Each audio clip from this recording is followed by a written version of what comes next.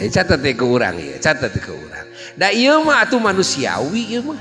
Da kudu didalilan. Nyaritakeun cinta mah. Tanu hese teh ngaji teh eta. Matak pribados ka para mualim di ditu, ka para pengajar di pasantren di ditu disimpang. Ye, ari ngajar ka barudak santri teh pangheula-heulana sina cintaeun heula ka Allah ka Rasul. Lain ngajarkeun heula kudu salat. Lain ngajarkeun heula kudu puasa. Ye lamun diajarkeun parentahan jeung larangan aturan bari teu cinta kanu masihan aturanana. Cing inget kapaksa anger. Berat ieu salat teh berat anger. Ngaji berat. Matak loba nu hayang balik jeung hayang kawin we. Nya. Pan kitu lain kasus di pesantren mah. Bener henteu? Mulai bobogohan. Hayang keluar, hayang kawin gitu kan. Namun teh hayang kawin, hayang neangan duit. Malah leungai hayang kawin neangan duit malah ada manfaatnya meusannya. Da eta we. Hayang naon? Ah pokona hayang balik we. Hayang lalajo TV bebas nyo HP gitu. Ulin ka ditu ka dieu kitu. Berat ya, asa di penjara di pesantren teh. Ngaji segala rupa asa di penjara. Komo jeung harupan ujian. Diri sok aya ujian tar. Aya. Wah, nya harupan ujian meni ribut, riweuh. Oh. Enggal keneh kamari ieu pun anak di ditu di Universitas Al-Ahqaf Yaman. Nelepon ka pribados. Ya, nelepon bapak cenah nyuhunkeun doana bade ujian. Rasanya nyandak jurusan hadis. Dan kemudian ya, abot cenah bapak ujianana. Alhamdulillah. Jang ujian mah mun hese. Si inget ujian hese. Nah cenah pat mah ujian hese. Justru ujian teh sesah. Eueuh ujian mah nu hese. Ngaco tah lamun boga pikiran ujian hese. Ada nya tuh ujian teh hese ceuk sarana lain kitu lain. Heuh ngaco tah pikiran. Nah make ngaco. Naroskeun. Nice. Ayo ujang. Apaan ujian teh diajar heula lain tadi ge. Nah aya ujian teh diajar heula. Jawab sakurang dia. Santri, aya ujian teh diajar heula. Diajar heula, diuruk heula. Diuruk, dibimbing. Dibimbing, sina paham urang teh nya. Nah make nyebut hese ujian. Dan geus diajar. Ia bisa hayang nyaho anjeun lamun nyebut hese di mana diuji anjeun teh boga masalah. Tadina boga masalah waktu anjeun keur diajar ku guru anjeun teu baleng. Ta eta nu jadi hese diuji teh ieu. Da lamun bener mah ngajina dengekeun penjelasan ti guru sok sina nempel dina ati sing bener. Datar ti ujian naon make jeung hese. Da teh hese. Nah make jeung hese gitu. Nu jadi hese naon? Tah maneh boga panyakit tah tadi waktu diajarna teu balik maneh tah. Carekan ku pribados. Ngaco tah hirup maneh, ngaco. Ngaco hirup maneh. Waktu ngaji maneh teu bener maneh.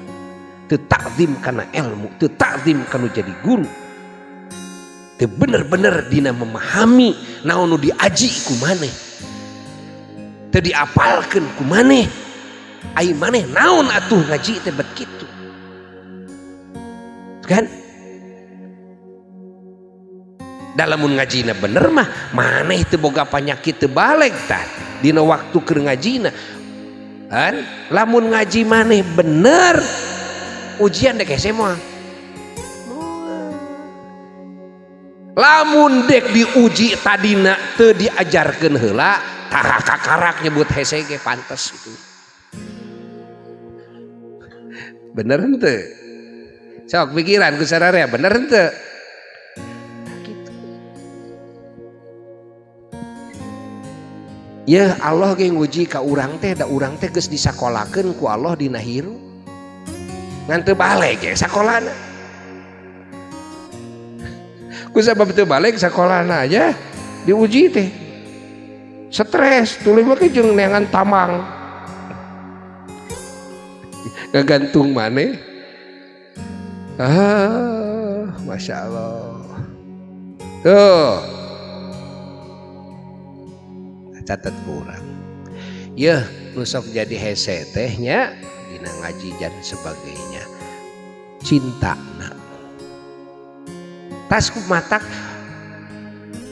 pribados ka para mualim ya. Terus ngagembleng. Ya sina cinta heula atina. Sina cinta heula. Di mana dipruk-pruk tuluy cintana mesing ayeuna manehanana tukang doraka. Mesing ayeuna manehanana tukang ninggalkeun salat, ninggalkeun puasa, ninggalkeun munggah haji. Keun. Pruk-pruk tuluy cintana geura ka Allah ka Rasul. Tah engke bakal bijil dina ati teh. Kan? Bijil cinta geus bijil cinta ngagungkeun ka Allah ka Rasul otomatis kana sagala parentah Allah parentah Rasul teh sono geus kitu mah jadi kanikmatan maca Quran teh jadi kanikmatan zikir teh jadi kanikmatan ngaji ilmu pangeran teh jadi kanikmatan. Tah geus kitu bakal bijil pinter nu dihasilkeun tina cinta eta. Dawuh Allah teh jol karekam nya meureun we da geus cinta ka Allahna.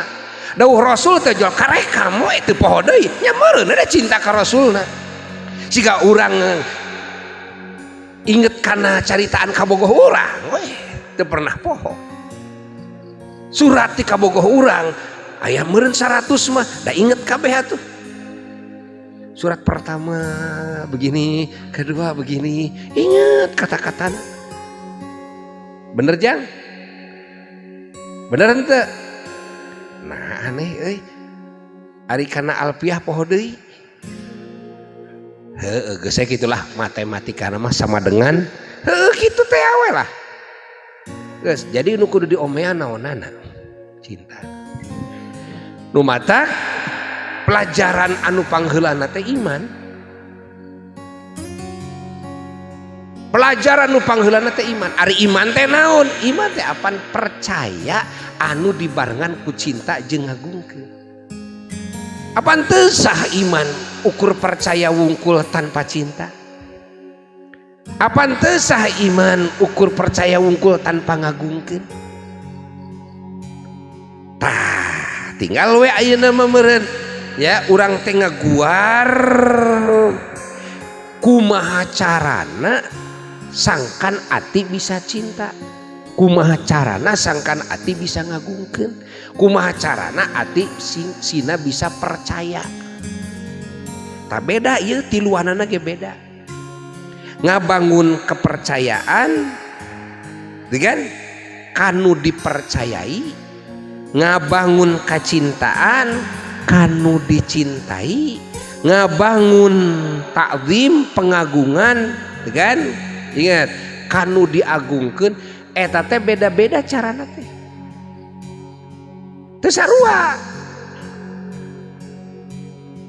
Kumari ngabangun kepercayaan kanu dipercayai kan urang sing nyaho kan kana sifat-sifat keterpercayaan eta anu ku urang erek dipercaya Da moal bisa orang percaya dipaksakeun.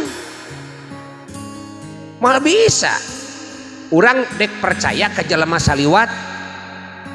Abdi bade nitip artos 100 juta, tapi ke jelema saliwat. Dek wani moal. Naon pangna teu wani? Naon? Pangna teu wani karena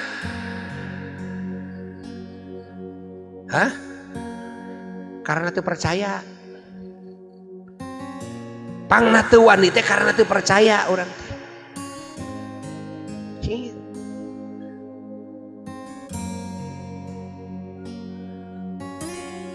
Lain karena kenal lain. Da kanu kenal oge teu percaya mah urang. Eueuh sifat kepercayaan. Da geus nyaho ka manehna teh ngan tiap dititipan manehna mah kaanggo we. Dek percaya moal. Moal. Naon sabab? Urang teu kan nyaho yen manehanana teh eueuh sifat keterpercayaan. Catat ke urang. Jadi kudu aya sifat keterpercayaan. Matak di dieu kabeh rasul kudu kanyahoan ku urang sifat amanahna jujurna. Kudu kanyahoan ku urang sifat pinterna. Ayeuna urang rek masrahkeun mandat jadi ketua pondok di dieu. Ngatur urusan masalah pembangunan, ngatur urusan masalah keuangan dan sebagainya. Tapi ieu jelema teh can kanyahoan kecerdasanana rek percaya moal. Kudu kanyahoan heula. Oh nya ieu cerdas ieu mah. Tapi kan teu cukup cerdas. Da geuning beak duit rakyat teh kudu cerdas euy. Lain kudu bodoh. Da moal bisaeun moal bisaeun tukang macul di dieu make jeung ngabobol ATM moal bisa. Paling-paling hayam. Ya kan? Eta nepi ka leungit triliunan euy. Ya kan? Duit raya. Kudu bodoh kudu pinter. Teu cukup pinter. Ya kan? Pinter perlu. Sangat-sangat perlu. Dan kanu bodoh mah teu percaya deui urang ge deui. Nyekel nagara, ngurus rakyat, ngurus ekonomi, ngurus urusan kemaslahatan, keamanan, gitu kan, ketentraman, kedamaian, kesejahteraan dan sebagainya, kesehatan bangsa, politik dan sebagainya. Mal mungkin urang mercayakeun kanu bodoh. Pinter harus, tapi tidak cukup pinter. Perlu naon? Jujur. Jujur wungkul deh nya. Jujur ya jelema teh. Sok we mare modal urang teh 100 juta ngagolangkeun kanggo bisnis, tapi manehanana bodoh teu nyahoun ilmu bisnis. Ai jujurna mah jujur atuh beak kabeh jeung modal-modalna euy. Teu nya, teu bisa jujur wungkul, kudu make pinter. Bener henteu? Apa ndek ngabangun kepercayaan di umat.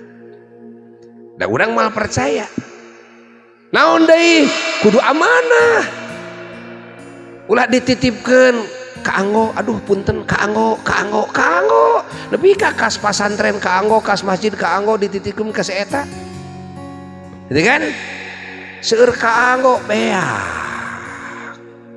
Naon sabab?